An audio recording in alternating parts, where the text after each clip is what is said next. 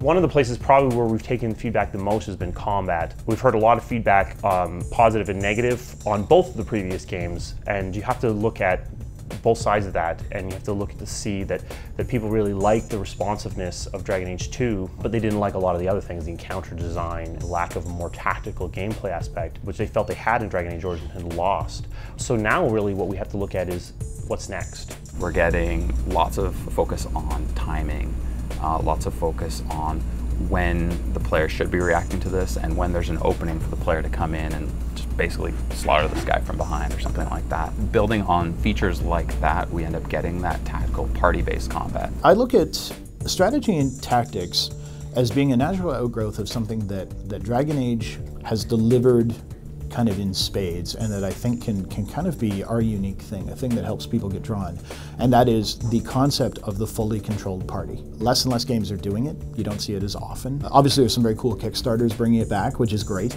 I'm looking forward to the Eternities and the Wasteland 2s and so on, and obviously there's a hunger for that kind of gameplay. Certainly, XCOM's success showed you as well that, again, having that direct control can be really, really powerful. In our case, then, doing it with that same kind of hybrid real-time or pause and play as you prefer has always been kind of a thing that we saw as part of our legacy, and something we want to make sure is key. We really want to focus on the gameplay before we focus on the visuals.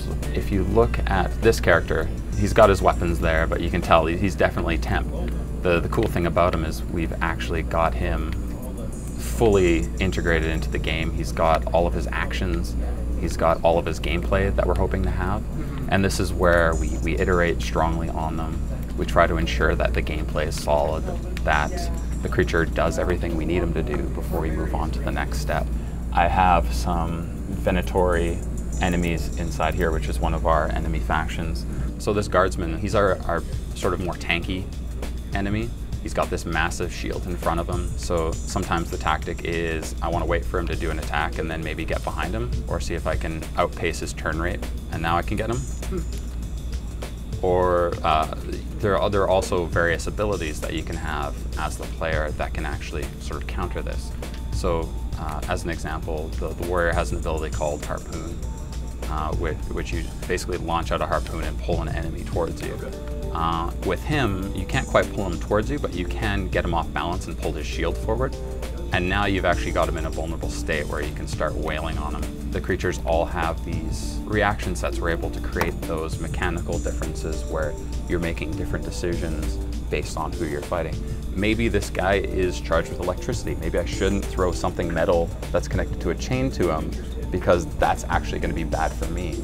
Also, maybe this creature has armor on, so poison is actually not going to get through. It's just going to glance off and it's not going to be effective. With all of these creatures together, I mean, separate, they give you challenges, but you can sort of overcome those one at a time. It's when they're all together and you see how those challenges mesh together that you end up getting a Dragon Age encounter where you have all of those complexities and you start thinking you have to think about all of these things running all the time. And you're like, okay, what abilities here, or what positioning should I be in here? I want to give the players the tools to act as a coordinated team, more so than we have in the past. And while we're doing that, to take advantage of some of the key advantages of Frostbite 3, which is to say that we can modify the world a lot more effectively, whether that's smashing through a barricade, knocking over pillars, that kind of stuff, so that the environment is playing a major part of the combat.